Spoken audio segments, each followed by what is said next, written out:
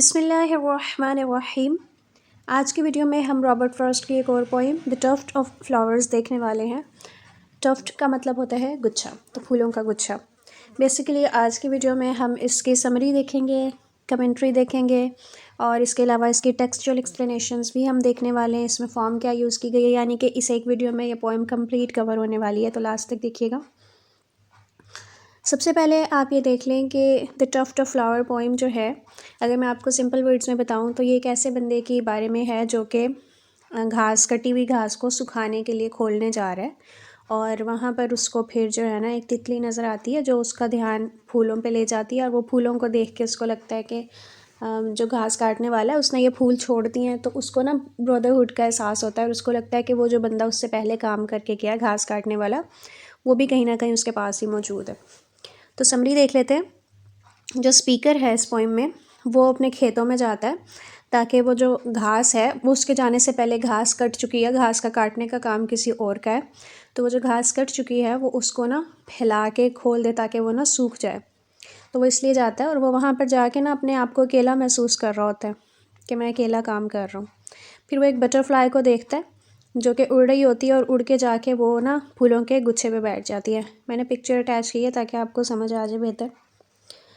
तो फिर उसको ये नज़र आता है कि वो ये कहता है कि ना जो घास काटने वाला बंदा था उसने सारी घास काट दी, उसने पूरा मैदान साफ़ कर दिया, लेकिन उसने फूलों का ये गुच्छा वहीं पे छोड़ दिया क्योंकि उसको ये फूल जो है ना प्यारे लगे होंगे, उसने उनको एडमायर किया है तो उसने वो वहाँ पर छोड़ दिया है। तो वही जब फूलों को देख के मैं भी उसको एडमायर कर रहा हूँ, तो ये जो एक सेम काइंड ऑफ फीलिंग जो वो शेयर कर रहे हैं कि जो घास काटने वाले ने वो गुच्छा वहाँ पे छोड़ दिया क्योंकि वो उसको एडमायर कर रहा था, और अब ये जो दूसरा बंदा जो स्पीकर है पोइम का, इसको भी वो पौधे देख के वो फूलों का गुच्छा देखकर बहुत अच्छा लग रहा है। तो ये जो सेम फीलिंग वो शेयर कर रहे हैं उसको, उससे ना उसके अंदर एक ऐसा एहसास पैदा होता है कि जो बंदा घास काट के गया है उसमें और मुझ में एक तरह से कोई कराबतदारी है, कोई रिश्ता है, ठीक है, कोई ताल्लुक़ है। फिर उसका जो एक अकेलेपन वाला एहसास होता है वो ख़त्म हो जाता है। वो ऐसा फील होता है कि जैसे वो और जो घास काटने वाला बंदा है वो साइड बाय साइड काम कर रहे हैं।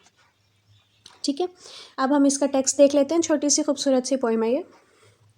आई went to turn the grass one after one. मैं गया क्या करने के लिए? घास को पलटने के लिए। आगे मैंने पिक्चर्स अटैच की हैं, आपको पता चल जाएगा कैसे। Who mowed it in the dew before the sun, जो कि सूरज के उगने से पहले ही काटी जा चुकी है, बंदा उसको काट के जा चुका है। The dew was gone that made his blade so keen, तो वो जो शबनम के कतरे हैं वो अब जा चुके हैं। देखें घास पहले जिस टाइम पे ये पोइम लिखी गई है ना, उस टाइम पर घास किस तरह से काटी जाती थी, हाथ से या दरांती वगैरह से। तो उस टाइम पर ट्राई ये की जाती थी कि सुबह सुबह जब शबनम के कतरे पड़े हुए हों और घास अभी नरम हो ना, उस वक़्त काट ली जाए। तो वो ये कहता है कि अब जो है ना वो शबनम जा चुकी है जिसने उसके काटने वाले ब्लेड को बड़ा तेज़ कर दिया था। Before I came to view the levelled scene, और अब मैं आया हूँ तो मुझे बड़ा लेवल्ड ग्राउंड मिल रहा है, सारी चीज़ें कट चुकी हैं, उसने देख ली, कर लिया सब कुछ।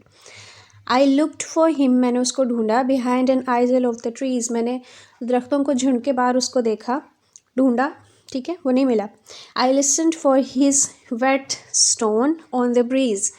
वेट स्टोन एक तरह का पत्थर होता है जो कि हथियारों को तेज़ करने के लिए इस्तेमाल होता है। तो वो कहता है कि मैंने हवा के साथ उसका आवाज़ को महसूस किया कि जैसे हवा उस जो है ना वेट स्टोन से वो जो दरांतियों को, छुरियों वगैरह को तेज़ करने का आला होता है, उससे टकरा के गुजर रही है। तो मुझे लगा शायद वो बंदा यहीं पे है। But he had gone his way the grass all morn, लेकिन वो घास काटने के बाद जा चुका है यहाँ से। And I must be as he had been alone, और मैं भी अकेला हूँ जिस तरह उसने अकेले काम किया। एज ऑल मस्ट बी, जैसे कि सब अकेले होते हैं। I said with in my heart, मैंने अपने दिल में सोचा, यानी कि उसको लोनलीनेस का एहसास हो रहा है और वो कह रहा है कि जो मेरे से पहले बंदा काम करके गया उसने भी अकेले काम किया, अब मैं भी अकेले काम कर रहा हूँ, तो सारी दुनिया के लोग अकेले ही होते हैं। वेदर दे वर्क टुगेदर और अपार्ट, चाहे वो एक साथ काम करें या अलग-अलग काम करें, वो अकेले होते हैं, ठीक है, बंदा अकेला होता है। But as I said it, लेकिन जैसे ही मैंने ये कहा, swift there past me by, मेरे पास से तेज़ी से गुजरा। On noiseless wing a bewildered butterfly, एक नॉइसलेस परों से उड़ती हुई एक बटरफ्लाई मेरे पास से बहुत तेज़ी से गुजरी। Seeking with memories grown dim overnight, वो उन यादों को देख रही थी जो कि रात के बाद मध्यम हो गई हैं। Some resting flowers of yesterday's delight, तो कुछ जो कल के जो फूल हैं उनको वो देख रही है, ठीक है। And once I marked his flight go round and round, और जब मैंने देखा कि वो किस तरह से गोल गोल घूम रही है, एज वेयर सम फ्लावर ले विदरिंग ऑन द ग्राउंड, कि वो किस जगह पे घूम रही है जहाँ पर कुछ मुरझाए हुए जो फूल है ना वो ग्राउंड पे पड़े हैं। And then he flew as far as I could see, और फिर वो इतनी दूर उड़ गई कि जहाँ तक आंख देख सकती थी, यानी कि नज़रों से ओझल हो गई। And then on tremulous wing came back to me, और फिर वो जो है ना कपकपाते हुए परों के साथ मेरे पास वापस आए। बटरफ्लाई की बात हो रही है। आई थॉट ऑफ क्वेश्चंस, मेरे जहन में सवाल आए, दैट हैव नो रिप्लाई, जिनका कोई जवाब नहीं था। And would have turned to toss the grass to dry, और मैं इससे पहले कि मैं दोबारा घास को ना उलट पुलट करने लग जाता ड्राई होने के लिए, बट ही टर्न फर्स्ट, लेकिन वो पहले घूमा, and led my eye to look, और उसने मेरी आंखों को किस जगह पे फोकस कर दिया, at a tall tuft of flowers beside a brook. Brook कहते हैं एक नदी को, जिस तरह चरागाह के दरमियान में नदी या कुदरती नाला होता है ना, तो उसके साइड पे करके उसने देखा कि जो बटरफ्लाई है वो कहाँ पर जाके बैठ गई है, वो एक ना फूलों के गुच्छे की तरफ चली गई है। तो उसने फिर वो जो है ना स्पीकर है उसको ये नज़र आया, a leaping tongue of bloom the scythe had spared beside a reedy brook the scythe had bared. फिर वहाँ पर उसने ना वो जो उससे पहले जो बंदा कटिंग करके जा चुका है उसका एक लंबा सा दरांती वाला जो चीज़ है वो उसने देखी, और उसको ऐसा लगा कि जैसे इसकी जो है ना इसकी जो नोक है वो ग्राउंड के साथ इटखेलियाँ कर रही है। The mower in the due had loved them thus, कि जो घास काटने वाला है जब वो शबनम में घास काट रहा था तो उसको ये फूल इतने अच्छे लगे होंगे, by leaving them to flourish not for us, कि उसने उनको ऐसे ही छोड़ दिया कि वो फ्लरिश करें और उनको काटा नहीं। उसने ऐसा हमारे लिए नहीं किया बल्कि इसलिए किया कि उसको वो बहुत अच्छे लगे। Nor yet to draw one thought of ours to him, उसने इसलिए नहीं किया कि हमारी सोच उसकी तरफ जाए, but from share morning gladness at the brim, लेकिन सिर्फ जो है ना सुबह की जो खुशी थी या सुबह का जो एहसास था या खूबसूरती का या खूबसूरती को सराहने का, सिर्फ उस एहसास की वजह से उसने जो है ना इन फूलों को काटा नहीं और ऐसे ही रहने दिया। The butterfly and I had lit upon nevertheless a message from the dawn, तो मुझे और बटरफ्लाई को जो है ना एक खूबसूरत सा मैसेज मिल गया सुबह से। क्या मैसेज मिला? That made me here the wakening birds around, और उसके साथ ही मैंने क्या किया कि मैंने सुबह जागते हुए परिंदों की आवाज़ें सुनी। And hear his long scythes whispering to the ground, और मैंने सुना कि उसकी जो दरांती है वो जो है ग्राउंड है उसके साथ विस्पर कर रही है, यानी उससे टकरा के आवाज़ पैदा कर रही है। And feel a spirit kindred to my own so that henceforth I worked no more alone, तो फिर इसके बाद जो है ना मेरे अंदर एक किनशिप वाली फीलिंग पैदा हुई। मुझे ऐसा लगा मैं अकेला काम नहीं कर रहा हूँ, मुझे वो जो बंदा जो पहले काम कर चुका है वो भी कहीं ना कहीं मेरे साथ है, क्योंकि हम सेम फीलिंग्स शेयर कर रहे हैं। उसको भी फूल पसंद आए, मुझे भी पसंद आए, तो चाहे मैं अकेला हूँ लेकिन मैं अकेला फिर भी नहीं हूँ। But glad with him as I worked as with his aid, कि मुझे खुशी है कि मैं उसकी मदद से ही काम कर रहा हूँ। And weary sought at noon with him the shade, और जब मैं दोपहर को थक जाऊँगा और मैं शेड में बैठूँगा दोपहर को तो भी मैं उसी के साथ हूँगा। एंड ड्रीमिंग एज इट वो हेल्ड ब्रदरली स्पीच, और मुझे ऐसा ख्याल आ रहा है कि जो है ना इससे हमें एक ब्रदरली स्पीच मिल रही है with one whose thought I had not hope to reach, तो मुझे इस तरह की उसकी सोचें आ रही हैं जिसकी मैंने उम्मीद नहीं की थी कि मैं यहाँ तक पहुँचूँगा या मैं ये चीज़ सोचूंगा। तो फाइनली वो उसको क्या सोच आ रही है कि man work together, I told him from my heart, मैंने उसको अपने दिल में मुखातिब करके कहा कि इंसान इकट्ठे काम करते हैं, वेदर दे वर्क टुगेदर और अपार्ट, चाहे वो इकट्ठे काम कर रहे हो या अलग अलग काम कर रहे हो, वो एक दूसरे के पास ही होते हैं, तो अलोन नहीं होते। ठीक है, अब हम इसका पैराफ्रेज देख लेते हैं। पहले ये कहा जाता था कि बल्कि अभी भी ये सोच है कि लोग जो है ना एक कॉमन बॉन्ड या कॉमन थ्रेड शेयर करते हैं जो कि उनको ज्वाइन करता है। तो जो रॉबर्ट फ्रॉस्ट की पोइम है द टफ्ट ऑफ फ्लावर, वो इसी तरह के बॉन्ड की एग्जिस्टेंस पे बारे में बात करती है, जो कि स्पीकर ने, जो पोइम का स्पीकर है उसने एक्सपीरियंस किया है। हर रोज़ के सर्कमस्टांसिस में आम काम करते हुए जो स्पीकर है वो डिस्कवर करता है एक सेंस ऑफ ब्रदरहुड एक दूसरे लेबरर के साथ। फ्रॉस्ट जो है अब दूसरे लेबरर के साथ एक भाईचारे वाली फीलिंग फील करता है, और इसी चीज़ को उसने जो है ना अपनी पोइम में बताया है। वो एक सेंस ऑफ लोनलीनेस पहले बताता है कि वो जब गया वहाँ पे काम करने तो उसको अकेलापन महसूस हो रहा है। फिर वो कंट्रास्ट इसको किस चीज़ से करता है, with the sense of understanding to convey his theme of unity between man. पहले वो बात करता है लोनलीनेस की, फिर वो इंसानों की यूनाइटी की बात करता है, और फिर इस तरह से वो कंट्रास्ट पैदा करके जो है ना हमें पोइम समझा देता है। To understand the setting of the poem, आपको अगर पोइम की सेटिंग समझनी है तो पहले आप ये देखें कि ये जो पोइम है ये पीछे बहुत पहले लिखी गई है। उस टाइम पर जो है घास को किस तरह से काटा जाता था, यहाँ पे मैंने पिक्चर अटैच की गई है। हाथ से काटी जाती थी, स्काइफ का इस्तेमाल करते हुए, दरांती वगैरह का इस्तेमाल करते हुए, ठीक है, जिस तरह से यहाँ पे पिक्चर है। और फिर जब मोइंग हो जाती थी, घास कट जाती थी, और घास को काटा जाता था सुबह सुबह में, ताकि जब शबनम के ऊपर कतरे हों तो वो जो है ना सॉफ्ट होते हैं, इजीली काटे जाते हैं। फिर जो लेफ़्ट ओवर ग्रास होती है फिर वो गीली होती है, तो उसको जो है ना इसी तरह से स्कैटर कर दिया जाता है सूखने के लिए। यही काम करने के लिए जो है ना स्पीकर आया कि वो घास को जो है फैला दे सूखने के लिए, क्योंकि पहला काम जो है ना कटिंग वाला वो पहले बंदा करके जा चुका है। तो फिर ये जो फ्रेज़ है टर्निंग द ग्रास, ये जो है ना ग्रास को स्कैटर करने के बारे में है कि वो सूख जाए। अब इस जो है टॉफ्ट ऑफ फ्लावर्स में स्पीकर जो है वो घास को पलटने के लिए गया है, और जो भी कटिंग है वो उससे पहले हो चुकी है, क्योंकि उस बंदे के प्रेजेंस के कोई आसार वहाँ पर नहीं है। तो स्पीकर जो है वो अकेला है। फिर एक बटरफ्लाई उसकी अटेंशन को कैच कर लेती है, और फिर उसकी निगाह जो है ना वो बटरफ्लाई के ताक़ुब में ना वो किधर पहुँच जाती है, एक फूलों के गुच्छे में, जो कि घास काटने वाले ने ऐसे ही छोड़ दिया। तो ये जो पैच है ब्यूटी का जो उसके फेलो वर्कर ने छोड़ दिया है, ये स्पीकर को फील करवाता है कि वो अकेला नहीं है। एक सेंस है अंडरस्टैंडिंग की स्पीकर के दरमियान और जो घास काटने वाला है उसके दरमियान, क्योंकि एक एप्रिसिएशन है ब्यूटी की जो उन दोनों को इकट्ठा कर दिया, उन दोनों में सेम है। फ्रॉस्ट पीसफुल इमेजेस इस्तेमाल करता है ताकि वो अपनी पोएम की फीलिंग हमें बता सके। सेटिंग कैसी है, ग्रासी फील्ड है, ब्रूक रनिंग थ्रू इट है।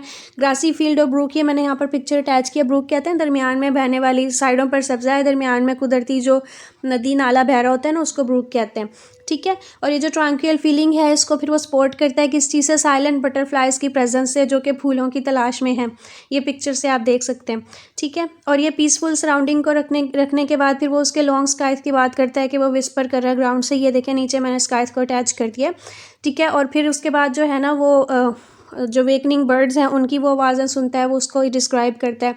फिर उसके बाद स्पीकर जो है वो वेट स्टोन, ये यहाँ पर मैंने अटैच किया है, उसकी फिर वो ना हवा के साथ आवाज़ें सुनता है। ये एक ऐसा पत्थर होता है जो कि ना हथियारों को, छुरी वगैरह को ना तेज़ करने के काम आता है, ठीक है। तो ये सारी चीज़ इसके अंदर बताई गई है।